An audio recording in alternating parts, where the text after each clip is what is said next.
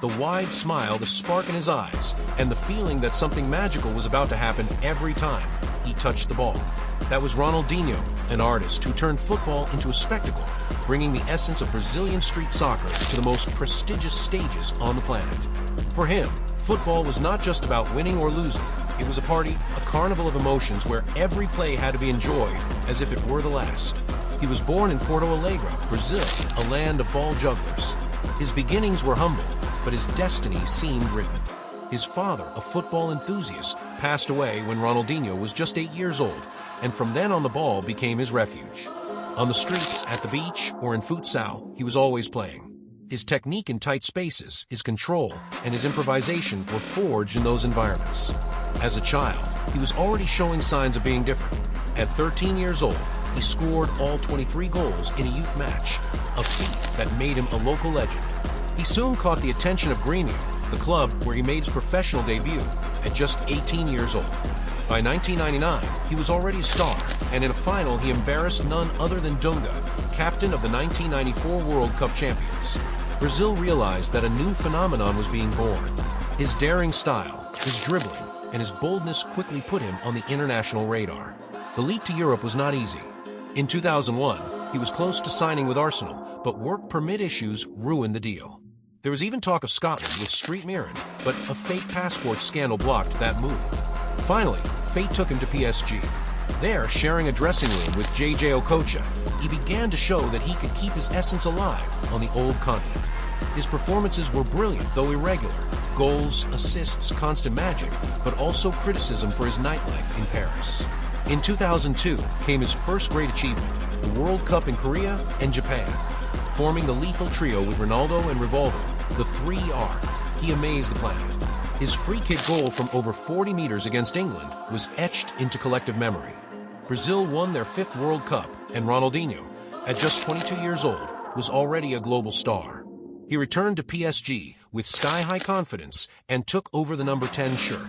His unpredictable moves and ability to invent something out of nothing caught the attention of all the great European clubs. And then came Barcelona.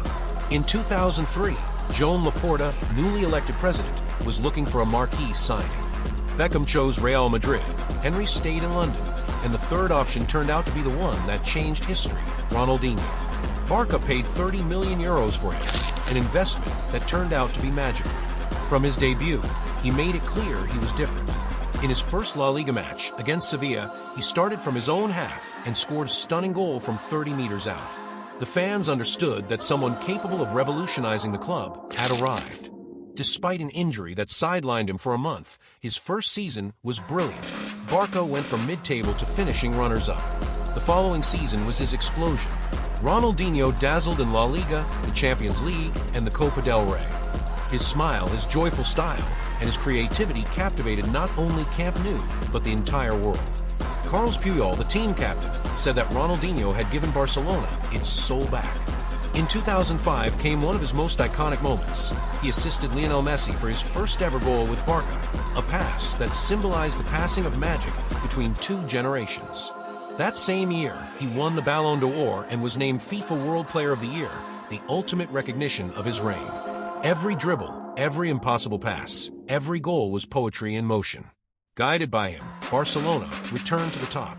In 2006, they conquered the Champions League and dominated Spain. Ronaldinho became an absolute idol and an ambassador of football as spectacle. People went to stadiums not just to see results, but to see magic. But his life off the pitch began to take a toll.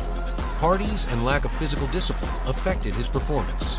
In 2007 and 2008, he still shone, but not with the same intensity.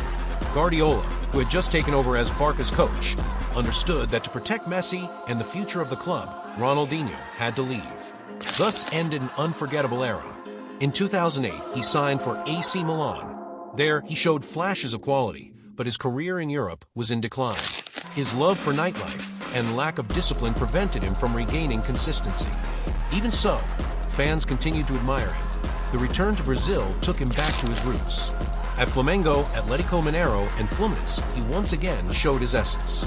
With Atlético, he won the 2013 Copa Libertadores, proving he still had magic to give. In 2015, he decided to end his professional career, though he continued playing in exhibition tournaments and futsal in countries like Mexico and India. Even in the most unusual moments, his love for the ball never disappeared. In 2020, during a controversial episode in Paraguay that temporarily landed him in prison for a fake passport, he played in a futsal tournament inside the jail. His team won 11-2 and Ronaldinho contributed to every single goal. That anecdote reflects his essence, always with a ball, always with a smile. Beyond titles and statistics, his true legacy was transforming football into spectacle. He was an inspiration for millions, proof that the game could be art, improvisation, and joy. He marked a generation, paved the way for Messi, and left his mark on everyone who saw him play. His story is a journey of contrasts, from the humble boy in Porto Alegre to World Cup champion and Ballon d'Or winner, from the magician who restored Barcelona's greatness to the player who ended his career in Brazil and Asia, from dazzling fame to personal mistakes. But always with the same smile, the same passion, and the same ability to inspire emotion. Today, when we speak of magic in football, we inevitably think of Ronaldinho. His legacy is eternal. He taught us that football is not just about winning, but about enjoying, sharing, and spreading joy. He turned every match into a show, and even retired, he remains an icon and a reference for future generations. Ronaldinho was, is, and will always be the magician who changed the way we see football. A reminder that playing with your heart is what leaves an indelible mark on the history of sport. Sparkles, and now, I ask you, do you remember the first time you saw Ronaldinho in action? What play or goal made you feel like you were witnessing something unique? Leave it in the comments, because we want to know your opinion. Don't forget to subscribe to the channel, leave your like, and share this video with your friends who love football. That way we can keep enjoying together the most magical stories of the world's most beautiful sport. Soccer ball fire.